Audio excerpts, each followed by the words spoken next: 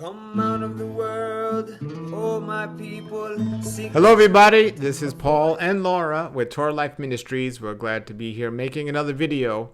And the last video we made was about modesty and our dress standards for our house and our fellowship.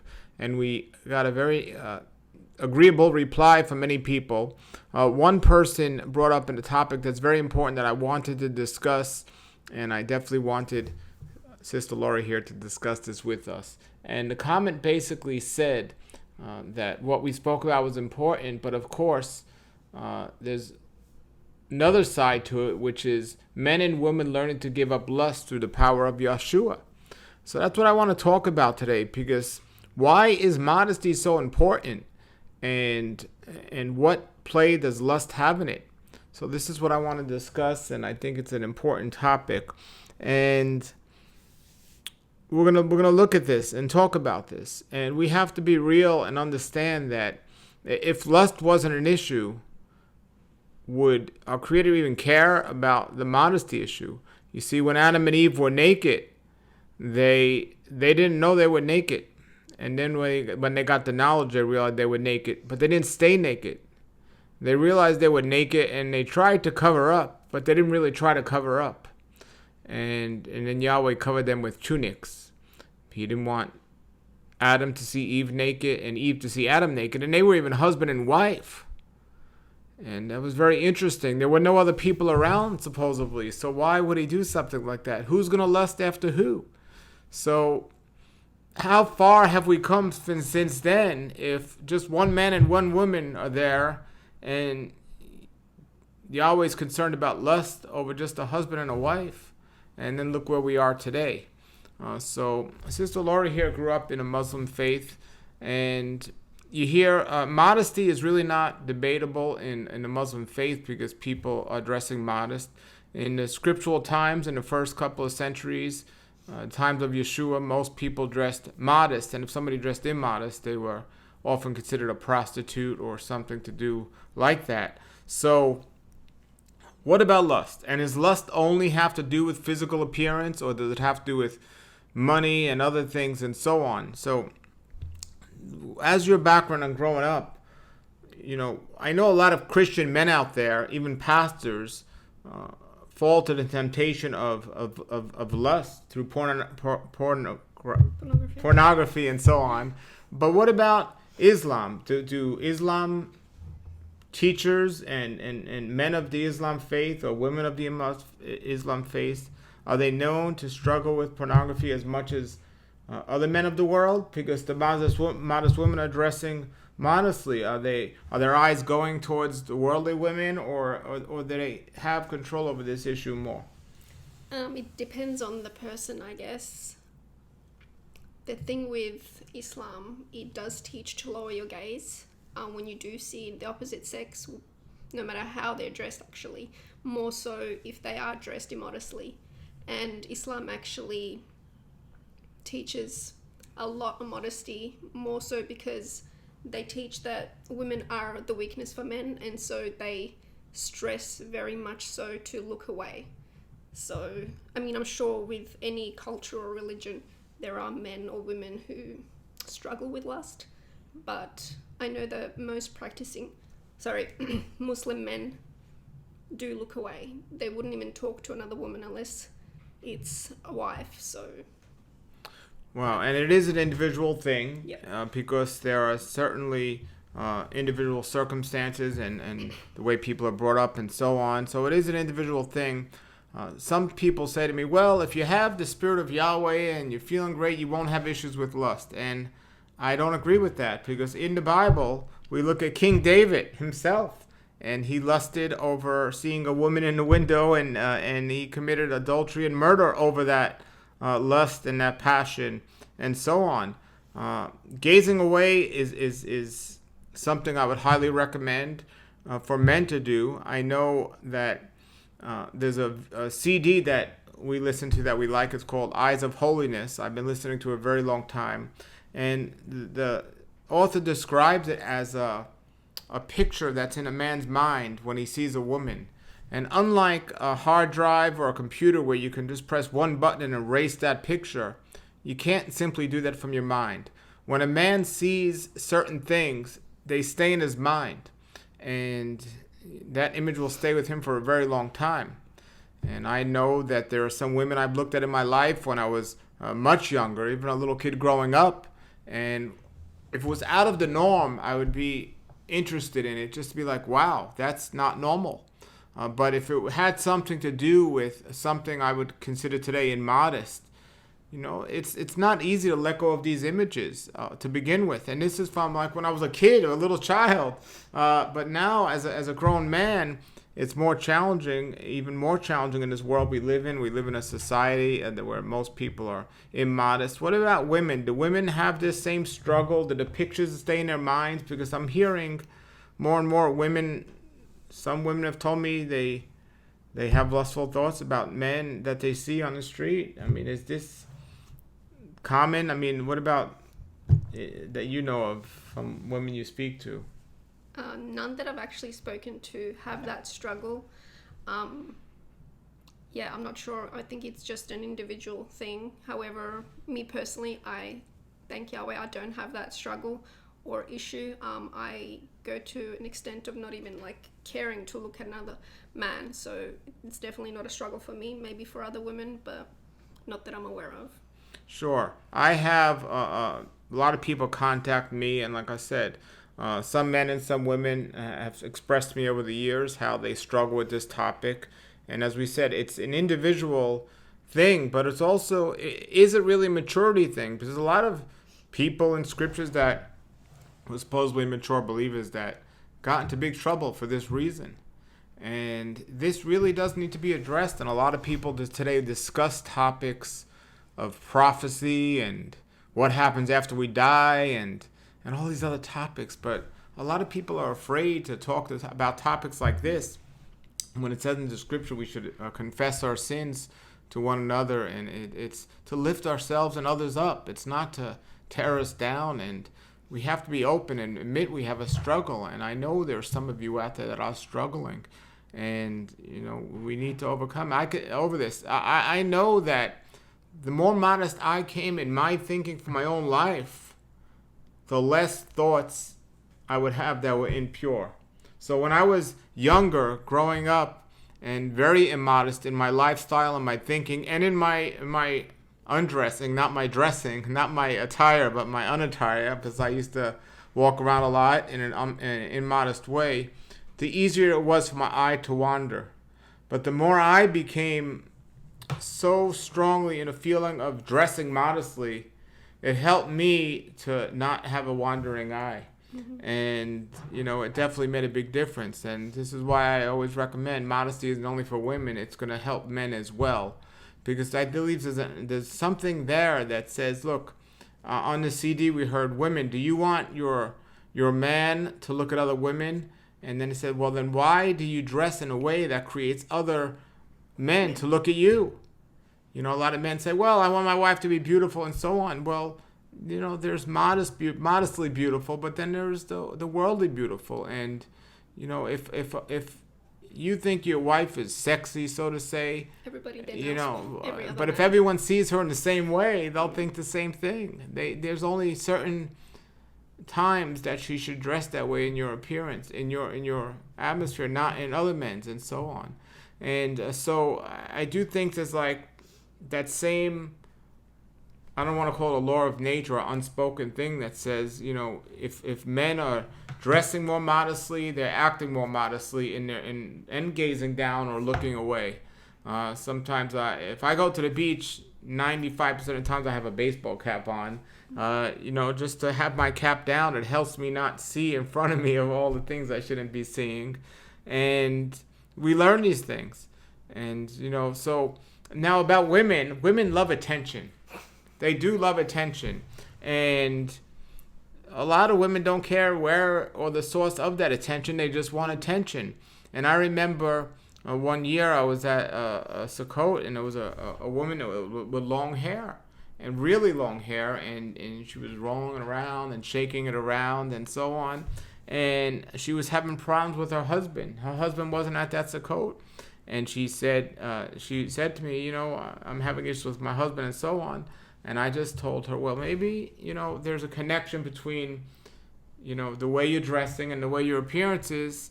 And maybe if you just wore your hair up or covered it, or maybe if you just dressed a little bit more modest, maybe that'll help. Maybe there's something to that. And so now she had a choice. As I said, there is a certain attraction that will make men's eyes wander if you're walking a certain way. It might not even be how you dress. Maybe you walk in a certain way, but if you're playing with your hair a certain way and so on. So now this one, I said there's an attention getter. It's an attention getter. And not from a positive standpoint. Unfortunately, I saw her the next day sitting in the middle of the big square and just even worse than she was the day before. And she listened. She realized that, hey, this is what's going to get attention, and she wanted to obviously attract a man, and she did. And the story didn't turn out well, but we have to know our motives. I think when it comes to the lustful side of things, we have to know our motives, and we have to understand about, I think it's really important, spiritual warfare. Mm-hmm. And Satan knows our weaknesses. Yep. And we have to choose the side of Yahweh and realize that we're going to win if we follow his instructions. But if we we're not giving into lust, we're giving into Satan. That's what we're doing. Exactly. But it is a struggle. It's a valid struggle. That doesn't justify it. But the first thing is to confess we have an issue.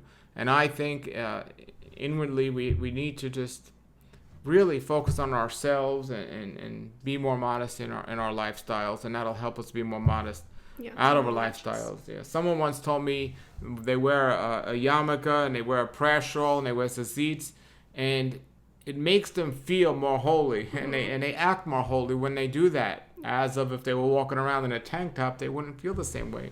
And I know many, sorry to interrupt, but many niqabis who wear the face veil, they say that going to the extent of wearing the whole face veil makes them feel more holy and therefore then be holy as well. So yeah, just wanted to put that out there. And as well, a lot of women that do wear the niqab, I've seen the interviews with them where they would say, well, they want to be spoken to and not just looked at, in a certain way. And a lot of people will not really fully understand this. So another one is so how we're dressing and so on. So when women put on high heels, they act a different way. It's a feeling. It puts a different puts your body in a different maybe to attract the wrong type of attention, let's say. And I know a lot of people watch and say, well, men got to get their minds out of the gutter and so on. And I often say, well, women got to stop dressing like they're in the gutter. But it's not only a male issue. It's a female issue as well. And I'm hearing more and more reports that more and more females struggle with pornography. And even just as much as men. And it might sound surprising, possibly maybe because I do a health show and I've studied this. There's a lot more hormones in the food today, and the hormones men are acting with too much estrogen in their food and their diet. They're acting literally more sensitive and feminine. But women, they're eating who knows what, but they're acting more like the male aspect, masculine, and they're just their eyes are wandering and so on. And it's not only men looking at women and women looking at men. I would say that a big part of the lust out there today is the homosexual community, and men for men and women for women. So lust isn't excluded to men and women. And again, this is Satan. This is really messed up. And if you're a true believer that's struggling with this, you need to understand that Satan's trying to take you away from Yahweh. He doesn't care about you. He wants to destroy you and everything around you. That's what the word says.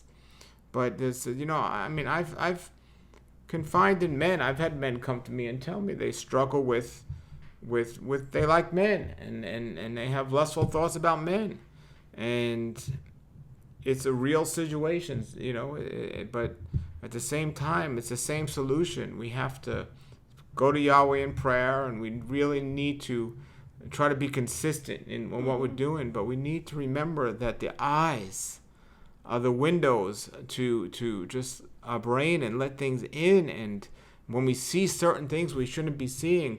I read a book a long time ago about, what was the name of that book? But about men, Every Man's Battle. Every Man's Battle was one of the first books I've ever read about the struggle that men have. And this man talking about, he would struggle with every time he would come home from work, he'd see a big billboard with a very attractive woman on the billboard.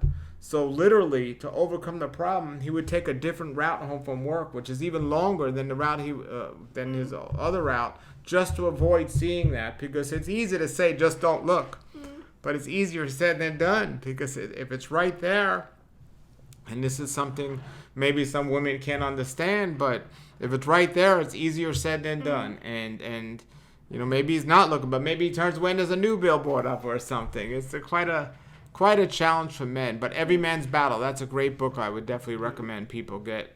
That's pretty good too, that he'd take a different route just to sort of avoid it and like stay away from it. So that's pretty good. Like flee from the devil and he'll flee from you. So that's pretty. Exactly. That's a great way to put it, you know, fleeing from the devil. But here's the real question. Who are you accountable to? You know, who are you accountable? When you get married, often you say, well, you know, now I'm in a monogamous relationship. I'm accountable to my spouse, so I can't look at certain things or do certain things that I've done before. But even prior to being married, or even after you're married, before you're accountable to your spouse, you're accountable to our Creator. And Satan is trying to take you away. So it's Satan or Yahweh. And so we need to realize this, and hopefully it'll help us in our weaknesses and make us stronger. So it's not a bad or evil or wicked thing to struggle with lust. And the enemy wants you to give into it. And I want everyone that's watching right now to know that, you know, you can overcome this. And everything can be overcome. But, you know, the world, the way it is today, it's just, we live here in South Florida, and it's absolutely crazy. It's absolutely crazy. Yeah, it is. And I just, you know, even television, I don't watch television anymore, but even the internet, it's just like anything goes, you know. And there's ads in that as well, like especially on YouTube too. Absolutely. I one thing I've pretty much doing pretty much now, not 100%, but a lot more now, is I don't watch the news. I don't watch the news because I don't believe in a lot of the stuff. I listen. I'll click on a page, and if I see my name in there, I'll say I must look at this and see what's going on here. But Yahoo was where I would get a lot of my news in the past. But I really have gotten away, or I'm getting away from looking at Yahoo at all. Because in every single Yahoo page, and you can test this out for yourself, every single one, they have some women in a bikini. It's usually a Hollywood star. They're like, oh, this Hollywood star is doing this, or in modest clothing. Every single time you click, you'll see something like that in there. And you know what's really interesting? For those of you that are struggling, I don't know if you knew this, but the internet, they know who's watching. So they know if you're a male or female. So you might not have noticed that because maybe for the females, they don't have that. It's amazing how they know it. Even on your phones, they listen to things and they know who's around. So you could just say, oh, it's getting cold out, I want a new coat. And next thing you know, you're getting ads for coats. Well, if you're a male speaking, and the enemy's behind this, if you're a male speaking, you'll start seeing ads pop up with women in them. And if you're a woman speaking, you'll probably see ads pop up with shoes and purses in them. Who knows? But it's the enemy. We have to know it's the enemy. And so how do you recommend, you know, people, especially maybe children growing up, like to avoid this in this crazy world? Because some people say, well, what am I supposed to do, never leave my house or anything? Yeah, exactly. I don't know. I think it'll be somewhat easy to raise future kids, maybe not, or having them not watch TV, or, you know, unless it's, you know, scripture related. But I know that many people now, even children from a young age, are brought up to have tablets or iPhones or, you know, iPads and all the rest. So they're kind of into all, I mean, I don't want to say into all the perversity, but they are sort of more open to receiving all that stuff. So I think we need to, at least for children, monitor what they are watching or what they're reading and all the rest. But yeah, I don't know.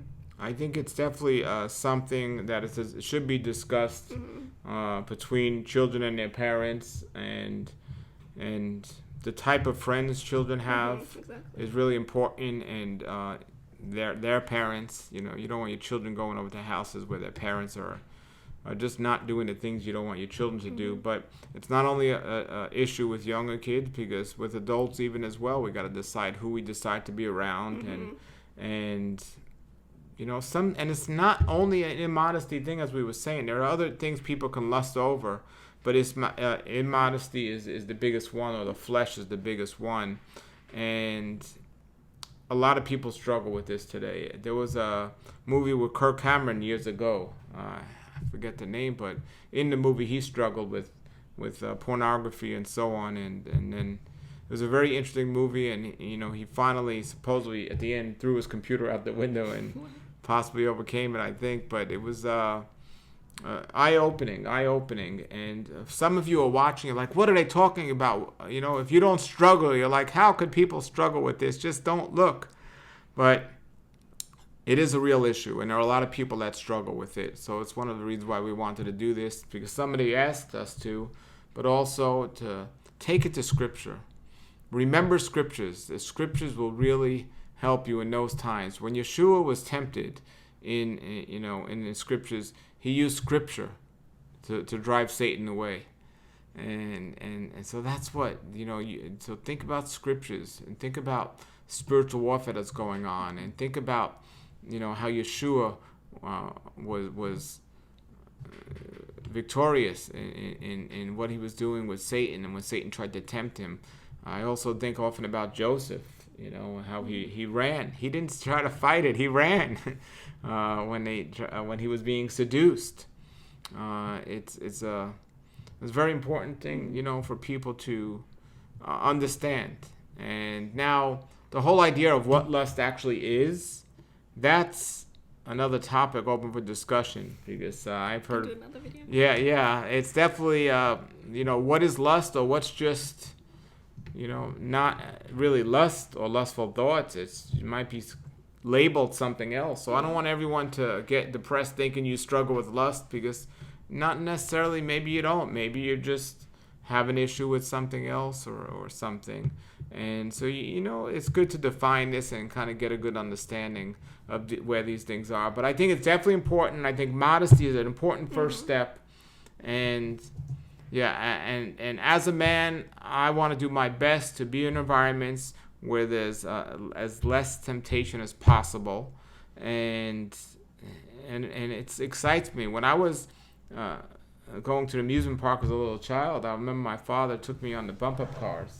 I don't know if you have those where you're from, but she's from another country. But have you heard of bump-up cars? Okay, so the idea everyone thinks is to bump into another car. And my dad said, try not to bump anyone or get bumped. And I said, well, what fun is that? You know, he said, well, you know, it's more challenging, but, you know, it creates a challenge or so on. So in this world today where people are diving into these environments where there's so much immodesty, I try to avoid it. I really try to avoid it. And sin is contagious, and lust is contagious. And so we need to, you know, we do enough stuff to try to avoid catching certain things. Well, let's not catch a lustful eye. And so don't be around it, and you know, call it out. And I remember somebody once said, and this, I'll leave you with this, and then maybe you can comment before we end. Somebody said to me once, when you believe in something, make a stand so strong for it that you can never go back, even if you wanted to. And that left a lasting impact on me, because, you know, with the way I've been and the things I've said and the videos I've made, even if my flesh wanted to turn back, it'd be very difficult to do so because I've been so outspoken on this topic. But in all seriousness, it's a real issue. People struggle. If you are struggling, I'm happy to pray with you and talk to you if you're a man. If you're a woman, you can contact Sister Laura. But we're happy to, help you and let you know that we understand we're not here to bring anyone down. We want to lift people up. But I think people do need to talk about this more and get it out and rebuke Satan in Yeshua's name, because it's spiritual warfare, it's a spiritual battle. And rebuke him right now and let him have no part of that. And praise Yah that we can do that. And there's a lot of good material out there, a lot of good information. And get that book, Every Man's Battle. And there's a lot of other good information out there and stuff. So is there anything you want to say before we end? No, I think it's just, I do agree with what you said. I think it's very important to speak about it and even admit it. So many people go through struggles and lusts or whatever you want to call them, and they sort of deny it, hoping that maybe it will go away by itself. But I think it's very important to speak about it, admit it, pray, maybe even fast about it. So yeah, I think it's very important, and I think it's something that does need to be done. And if any of you guys do need help or want to speak to someone, we're always here. Thank you. And I do know the enemy wants to split marriages up. He wants to destroy families and so on. And I think men and women need to understand how Satan works and lust. And ladies, if a man's struggling with this topic and you're his wife, I'm not asking you to understand it, but I'm asking you to just understand Yeshua and mercy and pray for him and with him. And men, if your wives are struggling with certain issues, whether they're lusting over something else, or even with flirting or attention getting or something like this, you definitely need to be praying. But this is something that would be helpful if you can feel comfortable discussing it with one another. Because, the first thing it should be, you're discussing it with Yahweh in prayer. You should feel comfortable with that. But you and your wife are one, right? So you should feel just as comfortable discussing everything with your spouse. And if you feel uncomfortable discussing something with your spouse, then you need to question, something's not right here, because Yahweh didn't create it to be that way. So that's another thing to consider. And there are things like if a child is scared to tell their parents something, most likely they did something they shouldn't be doing. So Yahweh's not always going to punish us immediately, or we're not going to feel a consequence immediately, but there are consequences. But when it comes to our spouse, it's hard to admit, hey, I'm having lustful thoughts, and it's hard for a wife to accept that and understand, well, why were you looking, or something else like this. And for men, it might, if you're too busy working and stuff and not giving your spouse the attention she desires, she might start enjoying the attention she's getting from other people, and you got to protect that. There's a nice book about that. It's called I think it's His Needs, Her Needs. His Needs, Her Needs. That's a very good book that I'd recommend. So anyway, that is this topic. If you have comments or questions, post them below. And if there's more topics you'd like to speak about, let us know. Until then, everybody, have a blessed day. Yahweh be with you, and shalom, shalom. Come out of the world, oh my people, seek the truth, avoid the evil, learn Yahweh's ways, Torah Life Ministries, come out of the world,